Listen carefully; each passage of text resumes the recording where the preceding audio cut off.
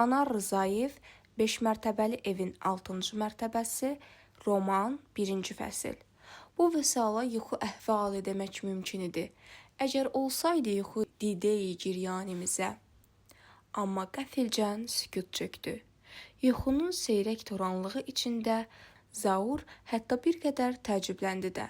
Axı necə oldu ki, böyük otelin bütün hayküyü, yad, özgədili danışıqların hənirtisi, haradansa çox uzaqlardan eşidilən musiqi sədaları, saksafon, royal, zərb alətləri çalırdılar. Liftin hərəkəti, bütün başqa səslər qəfilcən qeyb oldu və bütün bu tanış səslərlə birlikdə okeanın da uğultusu kəsildi. Gecə yarıdan keçmişdi. Vaxt cədvəli, adamların yatıb durma məqamları bütün dünyada təqribən eyni cürdür və bu cədvəlin hökmü insanların icad etdikləri maşınların, mexanizmlərin, alətlərin səsi ilə bərabər təbiətin möhtəşəm xilqəti okeanın da səsini qısmışdı elə bil. Yuxunun yapışqan təkciriş horrasında buraların havası kimi idi bu horra. Çapalayıb ayıqlığa çıxmağa cəhd edərkən Zaur düşünürdü. Yəqin Frəngiz otağın pəncərəsini örtüb. Vəssalam, səs keçirməz pəncərələr dışarıdakı bütün səsləri, küyləri, danışıq hənirtiləri eşidilməzləşdirilib. Zaurun yarı yuxulu, yarı oyaq şüurundan kənar edib. Elədir ki, var. Qu desən qulaq tutulan cingiltili sükutdan sonra otaq həm də qaranlığa qərq oldu. Frəngiz pəncərəni bağlayıb, işığı da keçirtdi. Zaur örtülü göz qapaqları arasından qaranlığın müxtəlif mərhələlərini duyurdu. Əvvəlcə otaq alaqaranlıq oldu. Vannanın açıq qapısından kvadrat şəklində işıq şüləyi düşürdü döşəməyə. Qapı bağlanandan sonra otağa güclə sezilən ətir kimi gecə çırağının zəif şöləsi yayıldı. Frəngiz bu çırağı da söndürdü və o zaman ətraf qaranlıq içində həll oldu. Zaur ağır-ağır göz qapaqlarını qaldırdı. Otağın qətran kimi qatı qaranlığında bir an gerçəklik hissini itirdi. Bilmədi haradır bura, hardadır özü. Ancaq bir an. Bir an sonra gözləri zil qaranlıqda heç nəyi seçib ayırmasa da artıq hardası olduğunu dəqiq dərk edirdi. Bilirdi ki, bu otaq otelin nömrəsidir. İndi gecədir və uzun məsafələrdən, uçuşdan, hərəkətdən, müxtəlif yad lövhələrdən calaq olmuş gecə-gündüz bitib, ömrünü yeni bir gecə-gündüzə təhvil verib. Bu təhvil təslim dəqiqələri Zaurun gözünün çimirini almaq üçün qısaca mürgü döydüyü anlara düşüb. İndi isə gecə yarını ötüb, təqvimin başqa tarixidir. Amma nə tarix, nə təqvim. Moskvadan Afrikaya 11 saatlıq uçuş ərzində onlar Avropanın, Aralıq dənizinin, Saharanın üstündən keçmişdilər. Bütün vaxt, zaman anlayışları qarışıq düşmüş və Zaurgilin ömrünə 3 saat əlavə olunmuşdu. Bakı ilə Moskva arasındakı 1 saatlıq fərqi də bunun üstünə gəlsən, ömürlərindən 4 saatlıq hədiyyə almışdılar. Doğrudur, bu hədiyyəni qaytarmaq lazım gələcəkdi. 3 saatını buradan Moskvaya uçanda, 1 saatını da Moskvadan Bakıya qaydanda. Yer kürəmiz zaman zolaqlarına bölünüb. Qərbdən şərqə getdikcə hər zolaqda 1 saat irəli düşürsən. Moskvada saat 11 olanda Bakıda 12-dir. Daima üzü qərbə doğru gedəsən. Elə bir sürətlə ki, 1 saat içində bir vaxt zolağından o birinə keçəsən. Hamısında da, məsələn, saat 11 olsun, vaxtı bu saya qaldatmaq mümkündürmü? Adamın ağlına nə qəribə fikirlər gəlir. Fantastika. Halbuki ən böyük fantastika elə real gerçəklikdir. Bax elə məsələn onların bugünkü günü. Zarafat gəlməsin sənə. Dünyanın o biri başına gəlib çıxıblar. Afrikada Dekar şəhərindədirlər. 17 mərtəbəli Engor otelindədirlər və bu otel Atlantik okeanın 50 metrliyindədir.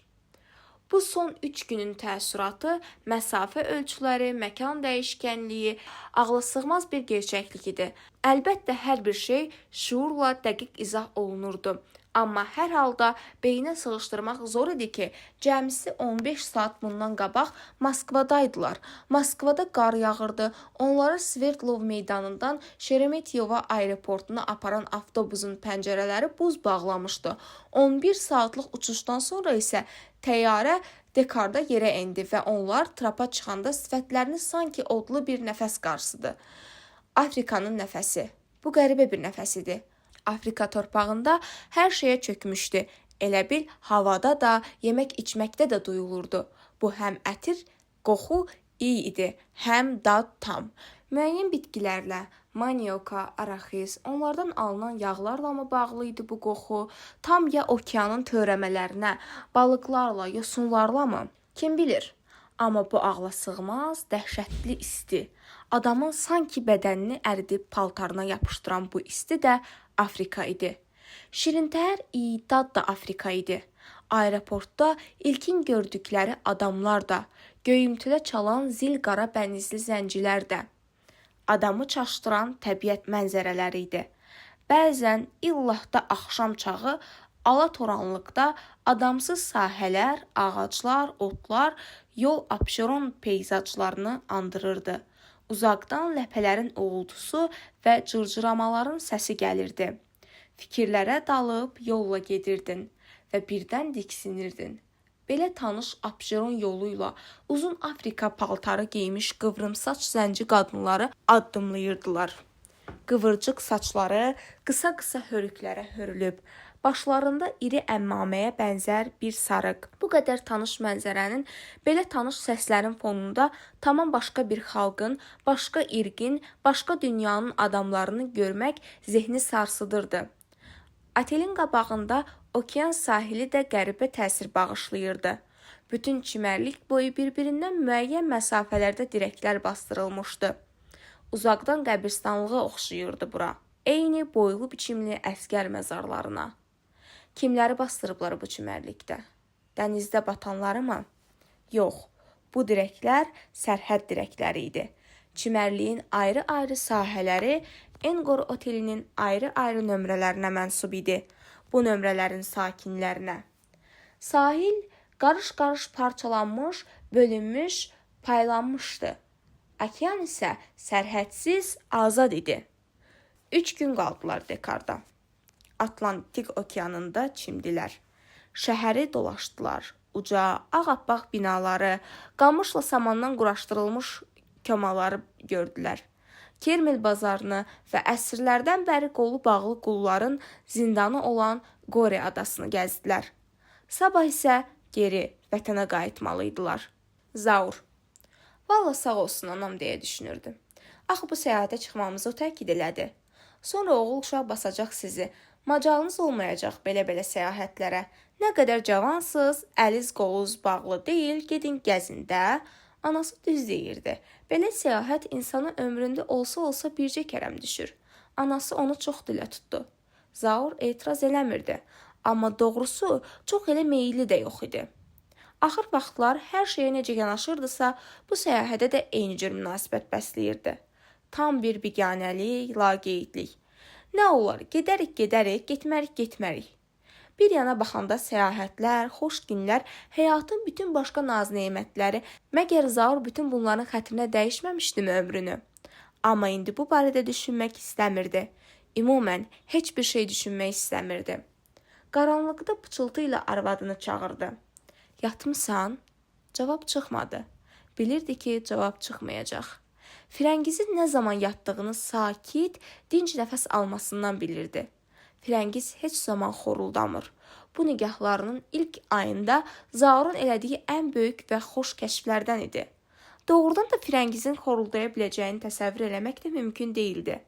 Zaur fikrində həmişə Firəngizi çox bahalı şüşədən cilalanmış şəffaf güldana bənzədirdi. Ağla sığışdırmaq olmurdu ki, belə bir güldan xoruldaya bilər, qışqıra bilər və bir də Zaurda belə bir təsəvvür vardı ki, qəfilcən bu güldanın naqolay toxunmaq, onu salıb sındırmaq olar. Özündən 6 yaş kiçik olan bu qıza, onun arvadı olmuş Firəngizə münasibətində dolaşıq bir duyğu kələfi vardı. Həm nəvaziş, həm qayğı, həm də qalın bir pərdə. Firəngiz çox utancaq idi. Kimsə onun haqqında danışanda qıpqırmızı qızarar, yanaqlarını puçur-puçur həya təri basardı. Bu bəzən Zauru əsəbləşdirərdi. Nədənsə dərhal Firəngizin ailəsi, atası Murtuz, anası Alya, qardaşı Spartak gəlib dururdu gözlərinin qarşısında. O zaman Zaura elə gəlirdi ki, Murtuzun kobudluğu mənəm-mənəmliyi, Alyanın özündən müştəbehliyi, Spartakın cüvəllağılığı kimi Firəngizin isməti, məsumluğu da yapma bir naxışdır. Ailəmə nümayiş etdiriləsi zahiri bir dəyərdir. Amma Firəngizi təklikdə, ailəsindən ayrı-ayrılıqda qavrayanda Zaur qıza daha mehriban münasibət bəsləyirdi. Onun doğrudan da çox təvazökar, utancaq olduğuna inanırdı. Saflığına və uşaq təmizliyinə, sadəliyinə həsəd aparırdı. Düşünürdü, nə yazıq ki, mən özüm daha heç bir vaxt belə saf və sadədil, dinc və arxayın ola bilməyəcəyəm. Bəlkə də Zaurun nicatı məhz bundaydı. Özü üçün deyil, başqaları üçün, Firəngiz üçün, gələcək övladları üçün yaşamaqda və elə bir həyat qurmaqda ki, zahirən belə həyat hamıya, o cümlədən Firəngizə və gələcək övladlarına bəxtiyar bir yaşayış kimi görünsün. Və bəlkə o zaman Firəngizin gələcək övladlarının gözlərində bu xoşbəxtliyi, arxayınlığı, qayğısızlığı görərkən Zaur özü də səadətin yoluxucu təsirini duyacaq. Öz içində ailə sevincinin əks sədasını eşidəcəkdi. Zaur gələcək güzəranlarını, mənzillərinin quruluşunu, avadanlığını xəyalında canlandırmağa çalışdı. Amma hiss elədi ki, darıxır, ürəyi qısılır. Ayrı bir şey haqqında düşünmək istədi. Fikri bir məsələdən başqasına qaçdı. Bilmədi nə barədə düşünsün və ümumiyyətlə bir şey haqqında düşünmək vacibdirmi? Bəlkə də yox. Amma onda da bilmirdi ki, qəfil ayıldığı bu gecə saatlarını, yata və dura bilmədiyi bu qeyri-müəyyən vaxt boşluğunu nə ilə doldursun? Görəsən aşağıda, otelin qarşısındakı eyvanda neçə dənə gün çətiri var? Azı 20-30 dənə. Nə rəngdədirlər onlar? Qırmızı, sarı, yaşıl, göy, mavi, çəhrayı, sarı. Yuxu doğrudan da onu çəkib apardı.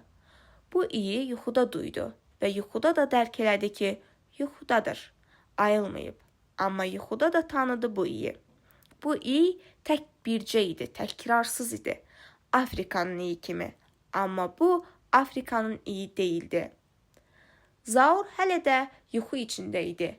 Yuxu içində fikir eləyirdi. Hardan gəlib çıxdı bu qoxu bura? Dekara, otelin 17-ci mərtəbəsinə.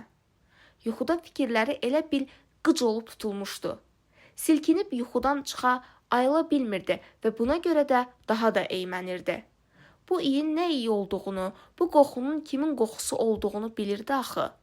Hələ də yuxudaydı, amma bu qoxudan başqa, təxminənin qoxusundan başqa, müxtəlif fransız ətirlərinin qarışığından yaranan bu təkrarsız qoxudan başqa heç bir şey duymurdu.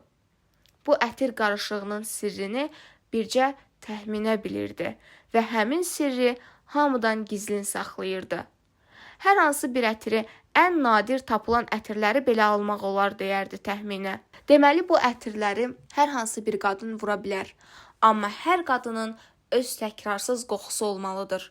Odur ki, həmin ətirləri bir-biri ilə qarışdırmaq lazımdır. Hərəsindən bir azacıq qarışdırmaq lazımdır. Nə qədər? Bu sirdir və bu sirri bircə mən bilməliyəm. Röyasız yuxu içində sönmüş ekran qarşısındaymış kimi Zaur intizarla gözləyirdi. Budur bax, bu saat ekran işıqlanacaq, yuxu rənglərə boyanacaq, səslərlə dolacaq və təxminə canlanacaqdır. Onun üçün nə var ki, məsafələri qət etsin, qitələri, okeanları aşsın, sərhədləri keçsin. Əgər dünyanın o başında güclə duyulan zərif və zəif qoxusu Zauru haqlamışdısa, sifətinin, səsinin, nəfəsinin, gülüşünün bura gəlib çıxması çətinmi işidir? Yuxunun dolaşıq, qarmaşıq məntiqinə dayanaraq düşünürdü. Hansı reysi uçub gəlib bura? Axı Moskvadan bura təyyarə həftədə bir uçur.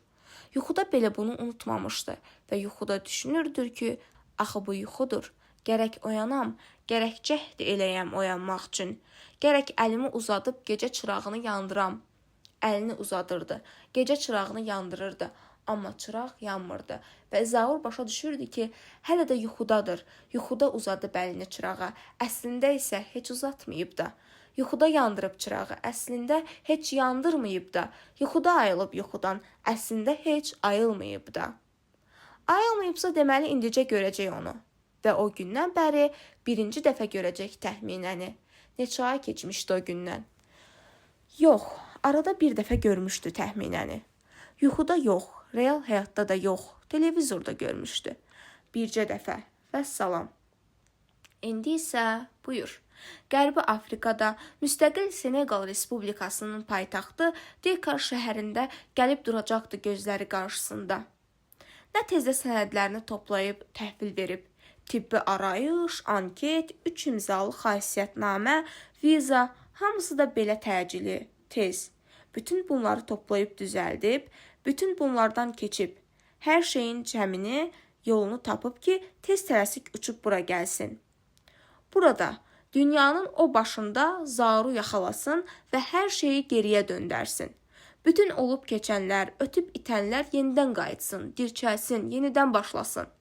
Amma axı başlamalı idi hər şey təzədən. Olan olmuş, keçən keçmişdi. Bir yolluq, həmişəlik, dönüb qayıtmaz bir mütləqlikdir. Bəs onda, axı bu yuxudur deyə düşünürdü. Yuxunun nəyindən qorxasan, yuxunun nə təhlükəsi var deyə düşünürdü. Ayılıb uyanacağım, hər şey keçib gedəcək deyə düşünürdü. Və onu da düşünürdü ki, yuxuda mı, oyaqlıqda mı bu dünyada təxminənin nəvazişlərindən qorxulu heç nə yoxdur onun üçün. Təxminənin nəvazişləri, sığalları, beyni dumanlandıran oxşamaları, çılğın pıçıltıları, deyilməmiş gileyləri. Bir də qapqara, uzun, sıx kiprikləri. O kirpikləri elə qaldırırdı, elə bil qədim bir kitabın ağır səhifəsini açır. Və o kirpiklər təxminənin sifətinin tən yarısına kölgə salırdı. Bir dəfə Zaur içmişdi. Dedi ki, sən kirpiklərini qaldıranda elə bir bəşəriyyət tarixində yeni bir səhifə açılır. Yuxuda iradəsi zəifləyib, möhkəm şuur, məntiq xovları boşalanda Zaur onun, təxminənin alaqaranlıq istəklərinə tabe olacaqdı. Axı bu istəklər həm də onun özünün, Zaurun istəkləri idi. Bir gün Zaur iradəsini toplayıb bütün hiss-həyəcanlarını ürəyindən bir dəfəlik qoparıb ata bilmişdi. Ancaq yuxunun öz qanunları var. Daha doğrusu, yuxu bütün qanunlardan azaddır. Zaur isə indi heç bir azadlığa hazır değildi. İstəmirdi heç bir azadlıq filan. Yalnız bircə şey istəyirdi, yuxudan ayılmaq. Ən çətini göz qapaqlarını qaldırmaq, gözünü açmaq idi. Bir cəhd elədi. Güc bəla ilə göz qapaqlarını açdı. Amma bu da yuxu idi. Yuxuda cəhd eləmişdi. Yuxuda açmışdı gözlərini. Bunu anlayıb bir də cəhd elədi və bu səfər doğrudan da oyandı. Bir an ayılandan sonra düz bircə an ona elə gəldi ki, bu otaqda Afrikanın iyi hopmuş bu otel nömrəsində başqa bir qoxu, təxminənin rahiyəsi də qalır hələ. İndicə canını qurtardığı yuxu girdabının cazibəsi qəlbini limhəlim doldurmuşdu.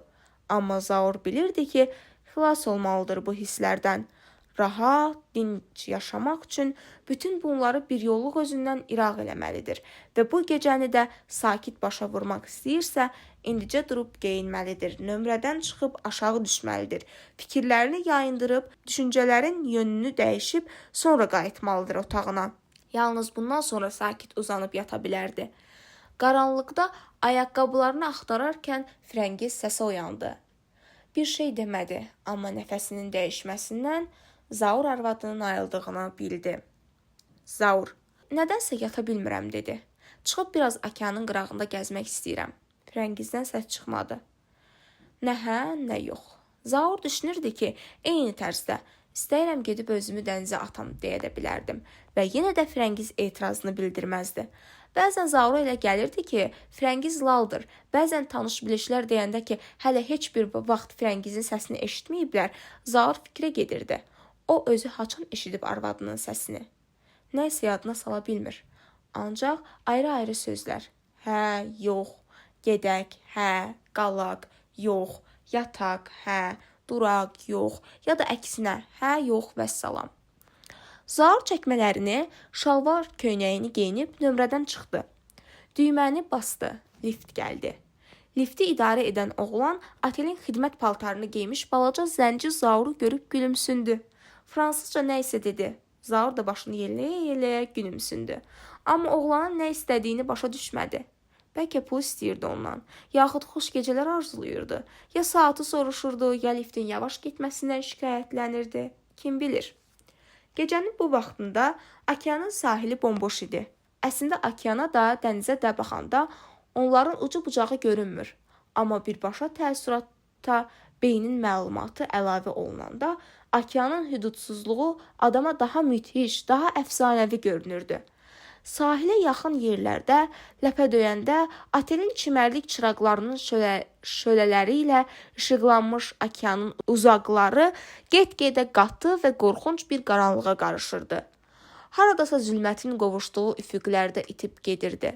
Amma o intihasız uçqarlarda, getdikcə uzaqlaşan üfüqün o tayında okeanın başqa bir sahili də var idi. Amerika sahili. Zaur. İnşallah bir vaxt Amerikaya da səyahət eləmək lazımdır. Frəngizlə bir yerdə, deyə düşündü və birdən-birə bütün bunların puçluğunu, heçliyini dərk elədi. Nə qədər mənasız idi bütün bu şeylər. Amerikaya səyahət etmək istəyi, bura, Afrikaya gəlmələri, burada bu yad okeanın yabancı sahilində dinclik, aram axtarması, hər şeyi unutmaq niyyəti. Axı heç bir təyyarə, heç bir gəmi, heç bir nəqliyyat vasitəsi insanın özünü özündən uzaqlaşdıra bilmir. Keçmişindən ayıra bilmir və səadət axtarmaq ifadəsi o demək deyil ki, səadəti axtarıb tapmaq üçün düzə dünyaya düşməlisən. Xoşbəxtlik ya bədbəxtlik insanın öz içindədir. Onları yük kimi özünlə daşıyırsan belədən beləyə, hara gedirsən get, lap dünyanın o başına. Bu etibarlı yükdür. Hara gedirsən get, nə itəcək, nə batacaq, nə azalacaq, nə artacaq. Zaur əyildi. Barmaqları ilə soyumuş, narın sahil qumlarına, dalğaların yaladığı irili xırdalı hamar daşlara toxundu və qəsdən, bilərəkdən bu duyğunu yenidən oyatmağa çalışdı. Bu duyğu xatirəsi barmaqlarının ucundan əllərinə keçdi. Əllərindən qollarına, çiyinlərinə, köksünə, bədəninin bütün hüceyrələrinə. Bir gizilti kimi gəzdi bütün varlığında bu duyğunun xatirəsi, xoşbəxtlik xatirəsi. Sonralar yalanı üzə çıxsa da, yaşadığı ən əsl bəxtiyarlıq kimi duyulan o uzaq anların xatirəsi, o xoşbəxt anların xatirəsi.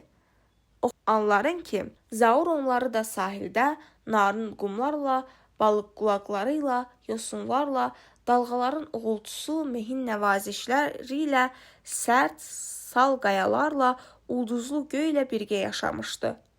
Qumuyla, mehi ilə, səsləri ilə, göyünün ulduzları ilə bura oxşayan başqa bir sahildə, okeanın yox, dənizin sahilində, buralardan çox-çox uzaq bir dənizin.